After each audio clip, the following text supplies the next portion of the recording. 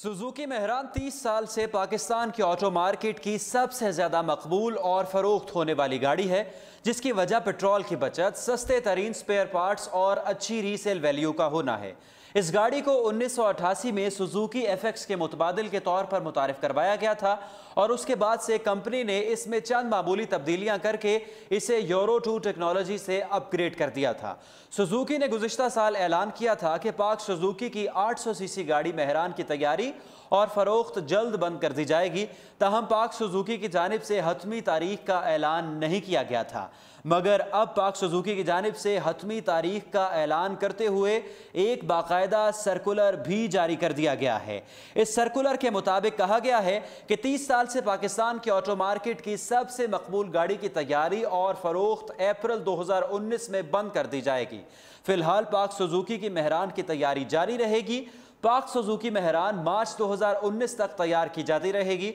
जिसके बाद से इस गाड़ी की तैयारी बंद कर दी जाएगी। मार्च 2019 में सुजुकी मेहरान की तैयारी, जबकि अप्रैल 2019 के बाद से फरोख्त भी बंद कर दी जाएगी और मार्केट में सुजुकी मेहरान नहीं मिलेगी, जिसके बाद कंपनी इस गाड़ी के मुतबादिल के तौर पर कोई नया दूसरा मॉडल मार्केट में सामने लेकर आएगी। पाक सुजुकी ने अपने डीलर्स को आगाह किया है कि कंपनी सितंबर 2018 से मार्च 2019 तक 19,214 यूनिट्स तैयार करेगी, जबकि इस मुद्दत में मेहरान VX के यूनिट की तादाद 4,574 होगी। 2017 और 18 के दौरान सुजुकी की तैयार करदा 1,45,416 गाड़ियों में से मेहरान के यूनिट्स की तादाद 47,199 रही थी, जो कि 660 सीसी 3 साल पुरानी गाड़ियों की दरामद में इजाफे के बावजूद मकबूल थी और अक्सर पहली बार गाड़ी लेने वाले कम इस्तेमाल शुदा मेहरान को तरजीह देते थे, जिसकी वजह कम कीमत, मेंटेनेंस की कम लागत और अच्छी रीसेल वैल्यू थी।